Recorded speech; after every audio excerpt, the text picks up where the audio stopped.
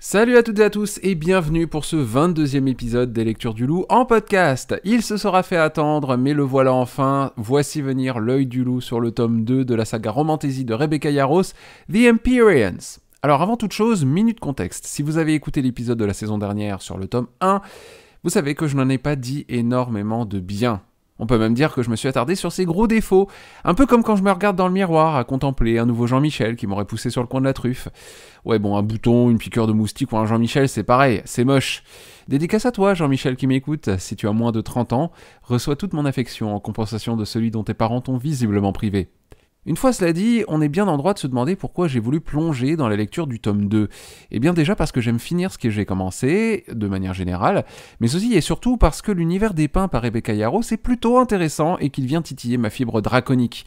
Fourth Wing, c'est un monde empli de magie, de dragons, de combats et de sang, il faut bien le dire, mais que j'ai pris plaisir à retrouver malgré les défauts du premier tome, dont un style d'écriture qui manquait de cohérence, une utilisation à outrance du mot putain ou encore une image assez caricaturale de la jeune femme fragile, aimée et protégée par un beau mâle ténébreux et bien musclé.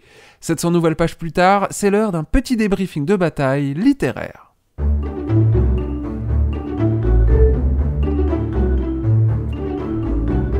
Bien sûr, comme il s'agit là d'une suite et non d'un one-shot ou d'un premier tome, cet épisode ne comportera pas de spoilers essentiels, excepté quelques évidences, car si je vous parle de Violette et de Xaden, les deux protagonistes d'Iron Flame, on peut logiquement en déduire qu'ils ne sont pas morts dans le tome 1, merci Michel. Parce que oui, des morts, il y en a, des personnages plus ou moins proches de l'héroïne, des alliés, des ennemis aussi évidemment, si bien que la liste s'allonge à mesure que l'on tourne les pages du livre. 712 pages en français, 623 en anglais, et c'est d'ailleurs la version originale que je me suis procurée afin de pouvoir constater d'éventuels écarts de traduction.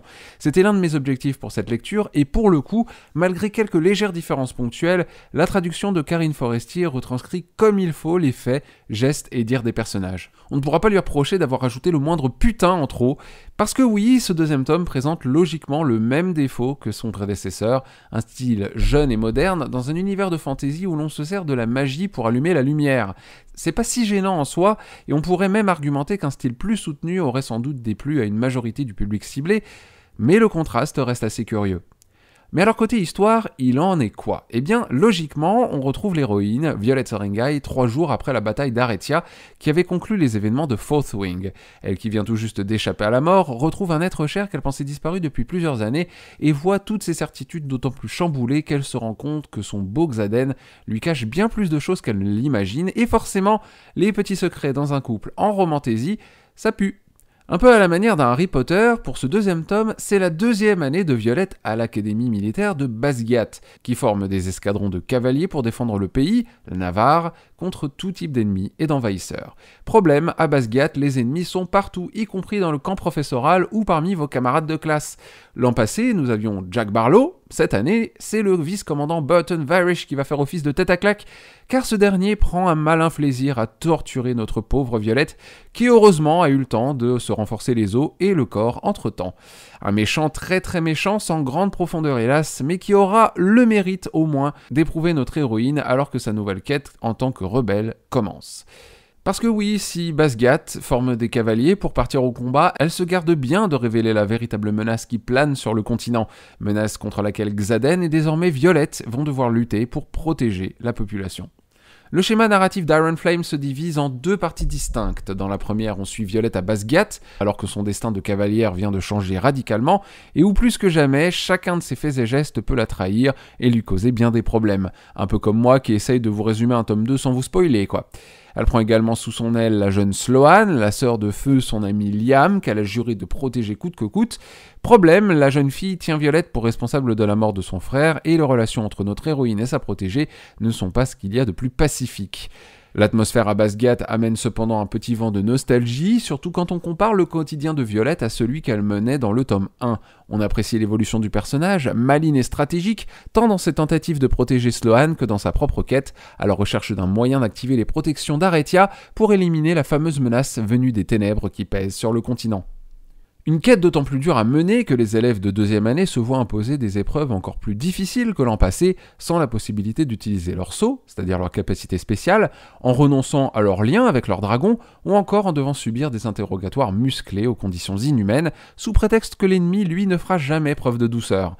Sauf que quand on voit ce que certains hauts gradés peuvent faire subir à des cavaliers dans l'enceinte même de l'académie, on se rend tout de suite compte de ce que risque Violette si elle se fait prendre alors qu'elle cherche de précieuses informations dans les archives de Basgiath.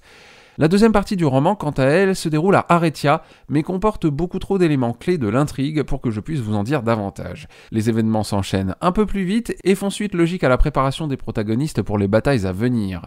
Des batailles détaillées, sans doute un peu trop, du côté de Violette, dont l'autrice nous partage très souvent les émotions, sauf qu'à ce niveau, ce n'est plus un ascenseur, c'est un roller coaster qu'elle subit, notre pauvre cavalière. Alors on l'aura compris, côté style, je n'adhère toujours pas à l'écriture de Rebecca Yarros.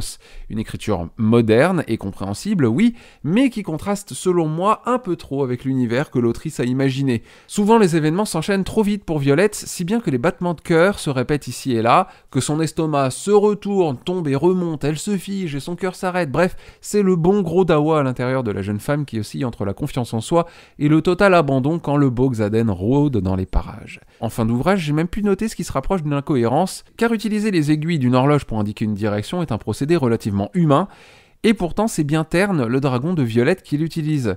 Voilà un dragon qui selon moi connaît un peu trop de choses pour un dragon, mais chut, n'allez pas lui répéter, je tiens à la vie. Surtout qu'en vrai, j'ai été ravi de retrouver ce grand dragon noir et surtout la petite Andarna, plus si petite désormais, et qui nous fait une belle démonstration de ce que l'adolescence peut donner chez les dragons. Il en est fini le temps de la timidité, elle veut de l'action, notre dragonne. Et pour le coup, elle sera servie. Ce tome 2 est davantage orienté sur la préparation des batailles et sur la magie que sur la relation intime que partagent Violette et Xaden. Même si, bon, quelques scènes de fesses ponctuent la narration ici et là. Personnellement, j'ai trouvé le timing un peu plus digeste que dans le premier livre, et quand bien même les hormones se seraient faites un peu trop fortes pour les deux tourtereaux, le danger ne manque pas de leur rappeler que pour le moment, les seules choses à sortir du pantalon, ce sont les dagues. Malgré quelques grosses longueurs qui auraient pu être évitées, Iron Flame est une bonne suite qui mêle à la fois romance et fantasy, sans que le côté romance ne prenne une place prépondérante. Ici, l'autrice donne davantage d'importance aux enjeux politiques, au combat et à la magie des sceaux, des runes et des dragons.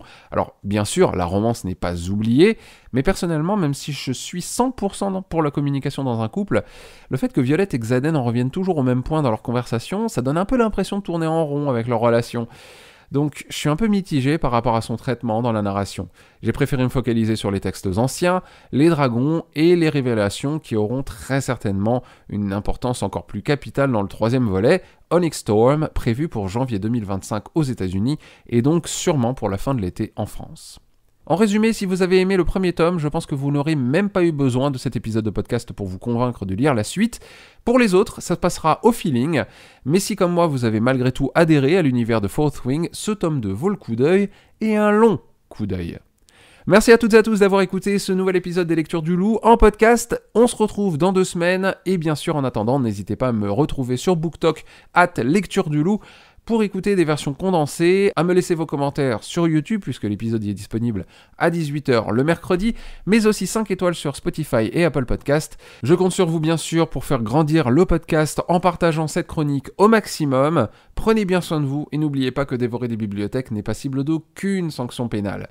Alors bon appétit!